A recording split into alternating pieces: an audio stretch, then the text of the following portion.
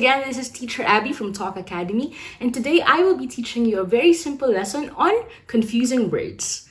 Okay, so in English, we have what we call the homonyms. Homonyms are words that actually sound the same but have different meanings. For example, pale and pale. The first one means the one where you put water in, while the other one means the color of the skin when you can't breathe or you're not feeling very well. So those kind of words, we call them homonyms. And in English, we have many kinds of those words that get us confused, especially when we are speaking in our day-to-day conversations. In today's lesson, I will be teaching you 5 pairs of words that are often confused with each other. So the first word that I will be teaching you is quiet versus quiet.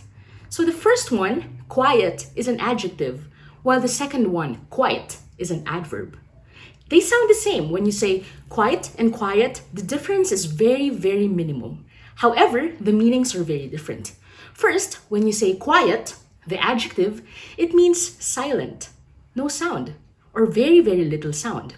For example, when I entered the room, it was very quiet. However, the next word is quiet. When we say quiet, again, it's an adverb. Quiet means really, or positively, or a little bit. For example, I was quite tired when I arrived from work. See? Quiet and quiet. They may sound the same, but they are very different in meaning. For the second pair of words that I will teach you, it is allowed and allowed. They sound the same, of course.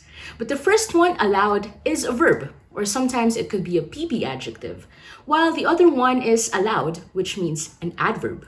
What is the difference? Of course, the adjective means that when you say allowed, you are permitted to do something.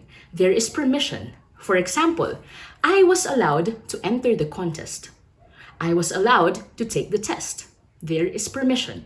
However, for the second word, which is allowed, it means loudly. It means, please read this aloud. You can't read it quietly, but you have to read it using your voice. So, allowed and allowed, again, may sound the same, but is very different in meaning. So the third one confuses even people who think that they are already fluent in English, is break and break. The first break can be a noun or a verb, which means break time. It means a time where you are not doing anything. It's your free time. Or it could also mean break up, as in the verb to separate from something, or even break as in to destroy something. For example, I will break up with my boyfriend because I don't love him anymore. Or, I have a break time after lunch. However, the second word is also pronounced as break. However, the spelling is very different. It is spelled as B-R-A-K-E. It sounds the same, but the meaning is entirely different because when you say break, it means to stop, usually used for our transportation, for example, cars.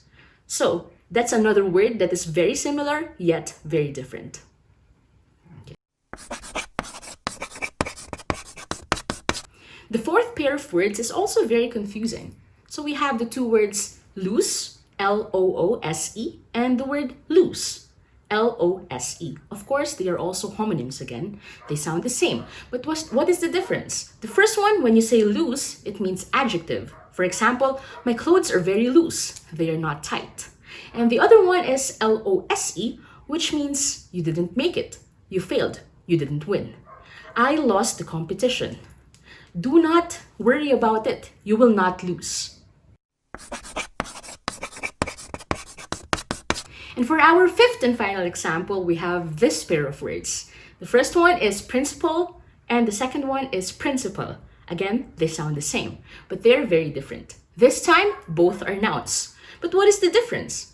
The first one, principle, it means it's an idea or it's a thing that you believe in. For example, she does not eat meat because it is in her principles. However, the second one is talking about a person, usually a head or chief of something.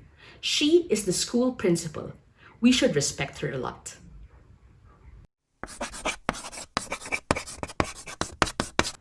So just like that, that is the end of this video, and I hope you learned a lot from this. I hope that through this video, you were able to distinguish the differences between words that sound the same.